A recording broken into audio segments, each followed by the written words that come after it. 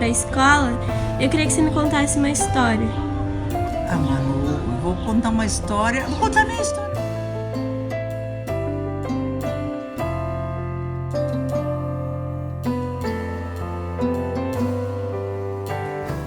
A arte, para mim, é vida. Ela sempre me acompanhou. Mesmo jovem, na idade madura e agora na plenitude. Ela é minha companheira, ela é meu sonho, é o que eu penso nela todos os dias. O trabalho da Teca eu venho acompanhando desde o início, né? Tenho escrito, tenho feito curadorias, etc. Então acompanho bastante a evolução desse trabalho. Eu diria que é uma artista completa, no sentido de que ela permanece, né, nesses 80 anos que ela completa, 66 anos foram dedicados, estão sendo dedicados à arte, em especial à pintura. Mesmo uma pintura assim, já com uma falta de visão, uma deficiência de visão, ela constrói ali algo assim que é importante, assim. É como se ela, como pintora, mesmo assim nesse momento de um pintor que já não consegue ver completamente, eu acho essas pinturas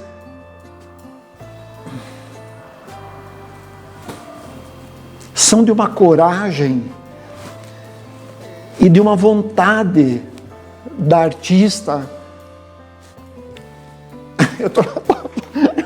Eu tô aqui quase chorando, mas essa vontade de pintar, isso que é o projeto dela como artista. A Teca tem um percurso muito sério, né? Ela praticamente busca, né, alguma coisa dentro da arte, e ela vai anexando, né, todo esse universo. Isto é, ela não é simplesmente uma pintora, né, ou uma gravadora ou uma escultora. Ela é isso, mas ela é uma administradora. Ela vai trabalhar durante um certo período, né, como uma das pessoas mais importantes que a gente teve dentro de escrever uma história da arte do Paraná, mas também da administração, que foi o Dr. Enio Marques Ferreira. Quer dizer, ela vai aprender a administração aí, né?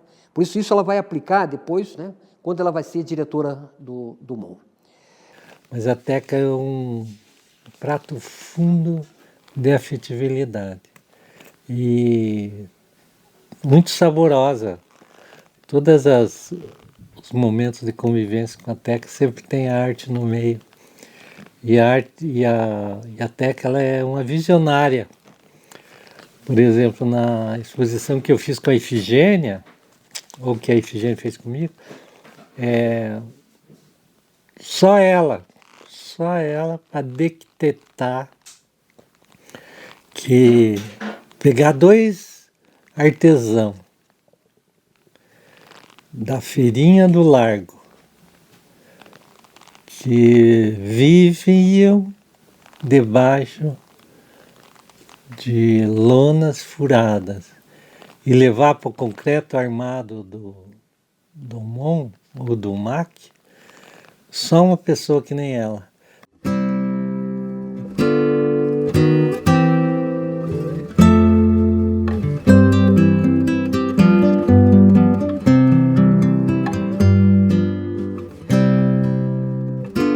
Houveram vários momentos na minha vida. Primeiro foi com resina de poliéster e perceber que ela era mais forte do que eu.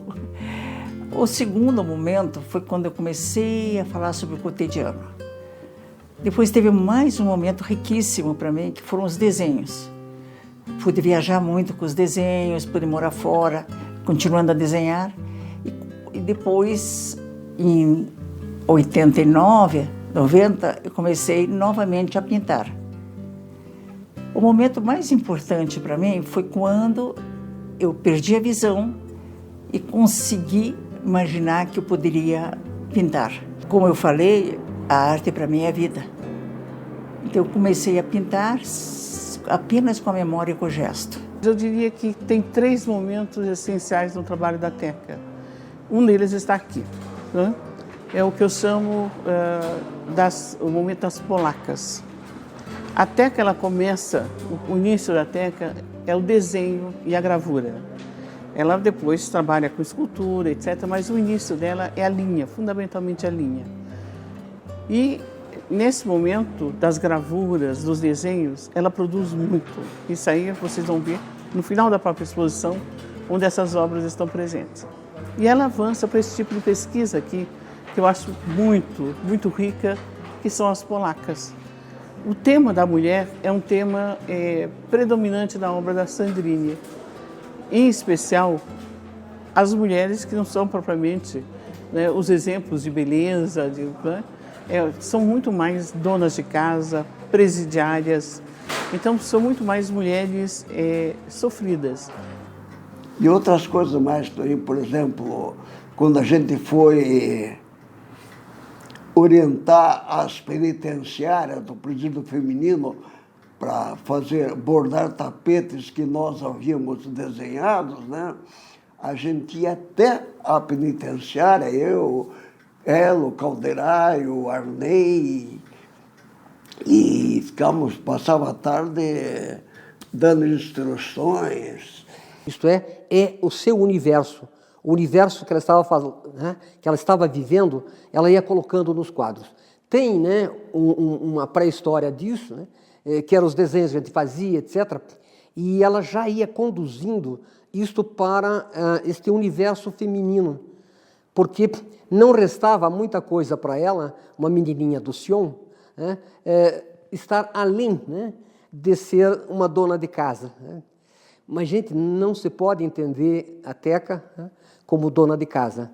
Claro que ela foi dona de casa, ela criou os filhos, né, mas mesmo aí ela vai tirando os elementos que estão à sua volta, né. Quando você vê aquelas mulheres bicudas, o que são, né? São aqueles personagens que estão de mau humor, né, tendo que fazer o seu serviço, mas vão tropeçar numa cadeira, vão bater a perna numa gaveta. Esses elementos começam a aparecer em toda a sua obra, criando o seu universo, né? Esses closes ampliados desses espaços, desses objetos que são tão comuns, tão característicos, né, do espaço doméstico, eles criam um outro espaço que é um espaço um pouco mais onírico, assim, e também fugidio, como algo que escapa, como algo que está abrindo para um outro lugar que é um lugar de liberdade, assim. Eu acho que esse é um outro aspecto que me chama a atenção do trabalho. Eu gostaria de trazer, né, uma fala de outra protagonista importantíssima, que é a da Alice Araújo, que, né, em vez de atuar nos ateliês, ela atuou na escrita sobre vocês, e ela escreveu numa crítica sobre sua individual no MAC em 1989, ela escreveu, né, sobre esse seu questionamento do cotidiano das mulheres, desse universo feminino. Ela fala que você desorganiza esse bem comportado das mulheres, né, dentro de um espaço doméstico, com todo o mobiliário, com essas figuras engrandecidas. E hoje vejo sua produção, querida Teca, como também, eu acho que isso talvez até pode ser um fio condutor, se você me permite, essa análise enquanto historiadora de arte, de desorganizar coisas estabelecidas, estereotipadas, né? E hoje você desorganiza uma concepção do mundo dos videntes, nos trazendo, a partir da sua baixa visão, um outro mundo, né, que é tanto quanto real, que você traz, né? Então, essa questão, né, de você trazendo, né, visualizações concretas para os videntes enquanto você está conectado com a cegueira. Quando ela perde essa visão, ela ainda vai mais a fundo. Assim, ela... Na dificuldade do foco, ela faz uma pintura com uma lateralidade, e em especial, ela não para. Eu acho que isso, assim, para mim, assim, é artista. que está apostando até sempre.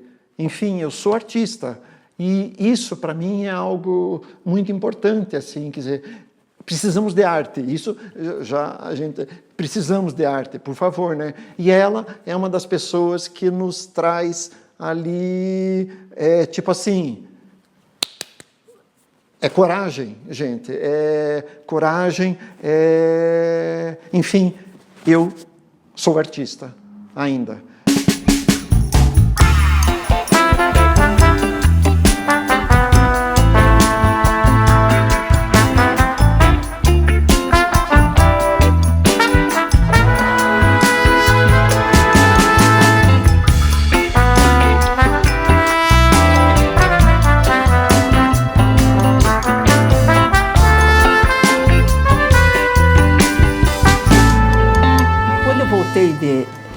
De Baltimore e estudei no Maryland Institute of Art, eu vim com um pensamento diferente como professora.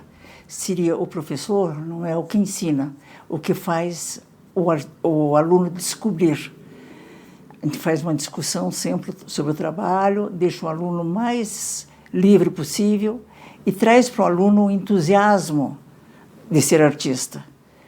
E ela chegou, então, tinha recentemente chegado dos Estados Unidos e ela, no primeiro dia de aula, pelo menos que eu me lembre, ela fez uma pergunta importante para a gente, que era se faria diferença, né, na nossa concepção de arte, ser homem ou mulher dentro daquele contexto de produção. E ela vinha, então, com uma discussão bastante forte, ligada aos feminismos, especialmente aos estudos visuais, aos estudos culturais, por conta dessa estada que ela teve nos Estados Unidos.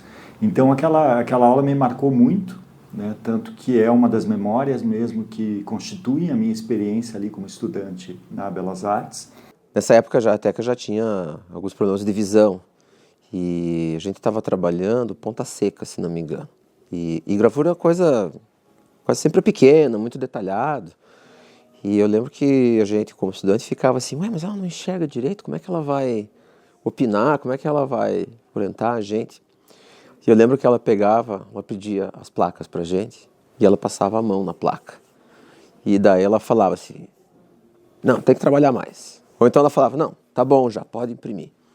E o que era mais impressionante é que ela nunca errava. Ela sempre estava certa, dessa acessibilidade, sabe, de passar a mão na placa e ter uma ideia de quanto de trabalho foi feito, para onde que a imagem estava indo, usando, eu imagino que só a visão periférica, né? E então foi com a Teca que eu aprendi que a gente enxerga com o cérebro, a gente enxerga com a imaginação, a gente enxerga com a memória, a gente enxerga com o tato. A nossa visão não está isolada do resto do nosso aparato sensorial e nem do nosso coração, nem da nossa história, de tudo aquilo que a gente viveu, está presente no ato de enxergar. Então essa foi uma grande lição que eu aprendi com a Teca. E a Teca sempre esteve à disposição de todas as pessoas, estudantes que iam lá. Ela não segura segredo nenhum de técnica, de material, faça assim ou assim, experimente isso ou experimente aquilo. A Teca é aberta, ela sabe o tamanho dela, ela sabe a missão dela. Ela sabe que ela foi uma das primeiras no Paraná que trouxe a abstração do tempo, o Veloso também, todos. Mas a Teca caminhou passos largos para estar nessa exposição. Eu peço às outras gerações que sejam mais sensíveis, que sejam mais artistas. Quanto mais artista nós tivermos, melhor será a arte. Quando a Teca começa a ir em direção à abstração, é a mesma coisa, né? Esses objetos, esses elementos, né, que estão afastados, grades, né, estantes, etc., começam a se tornar completamente abstratos.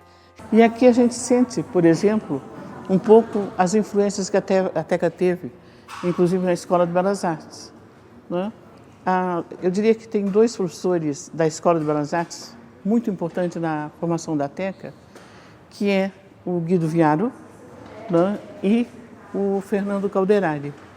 Eu acho que esses dois professores são marcantes no trabalho da Stella Sandrini, porque no caso do Calderari, o Calderari é construtivo, né? E a gente vê, sobretudo nessa fase, uma Teca muito construtiva.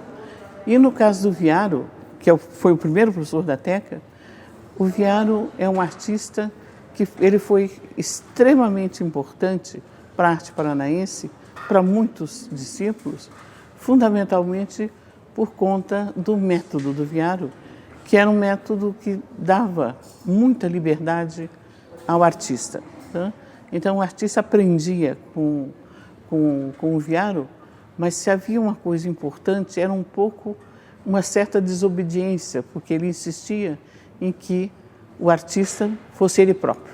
Das pinturas e dos desenhos da Teca, o que me chama muito a atenção são a forma como ela estrutura a pintura com umas diagonais que são gestos diagonais que são rápidos, que são fortes e que desestabilizam o esquadrinhado do suporte, né? Tanto do papel quanto da tela. É uma forma assim de dar movimento, ainda que que essas imagens remetam a situações muito cotidianas do dia a dia, da casa, com elementos muito domésticos, digamos assim.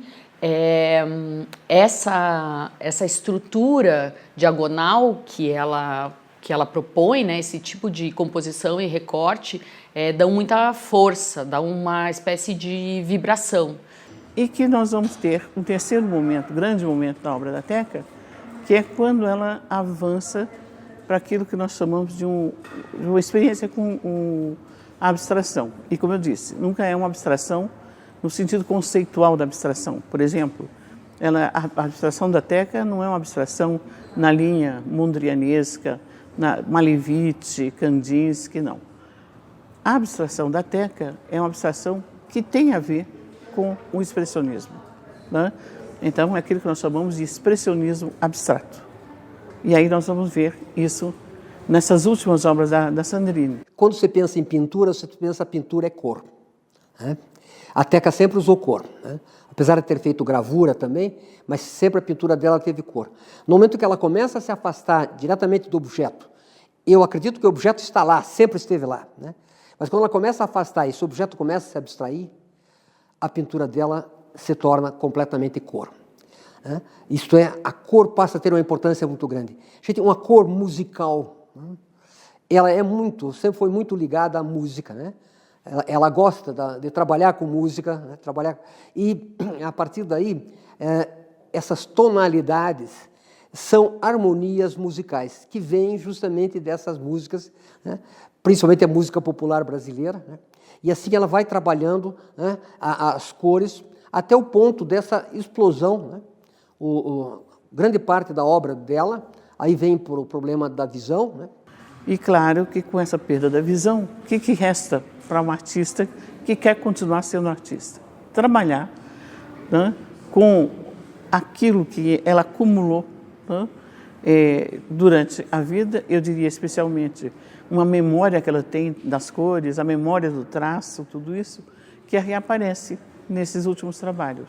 Mas aqui você já não tem mais a delimitação nem da mulher, que está lá atrás, nem dos bichos, né? A entrada dos bichos, mas você tem agora uma concentração em formas manchas, diria manchas. Sobretudo, esse miolo da tela, que ela, de certa maneira, descobre, né, o ponto da luz, do branco. O branco aparece em muitos desses trabalhos. Vocês encontram nessa obra aquilo que eu disse no início, resquícios, né? Por exemplo, das cadeiras que nós vimos já no início das polacas e que elas reaparecem em pequenos traços ainda a sugestão tanto das cadeiras como a sugestão também das gavetas. E aí, o que acontece? A Teca fez uma exposição lá atrás, que foi a exposição no Palacete dos Leões, onde ela termina a própria exposição com trabalhos onde ela traz as camas e os travesseiros. E é interessante porque ali tem uma coisa muito forte, eu acho que na própria vida da artista, que é o problema da convivência que ela teve durante muito tempo com a doença do marido, e que ela assiste isso. Ela nunca colocou o Rômulo Sandrini, seu marido, em nenhuma casa de repouso. Ela preferiu cuidar dentro da casa, e que foi muito difícil, muito sofrido. E é interessante que a Teca chega, então, nessa exposição que eu falei, a trazer, como a arte dialoga com a vida, né? A trazer os travesseiros, só que ela vai fazer travesseiros, por incrível que pareça, com pedras, né?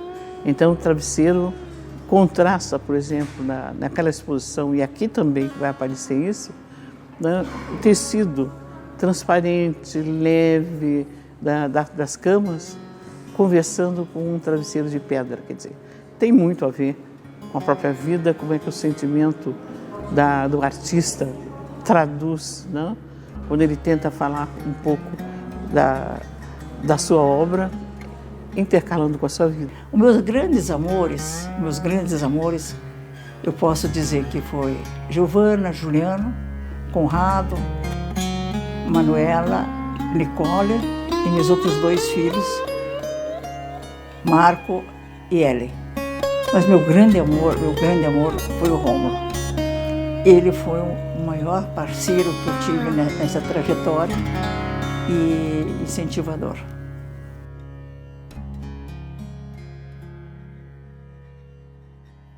Essa exposição foi um presente que eu ganhei da Maria José Justino, da Ana Caniati, do Wagner,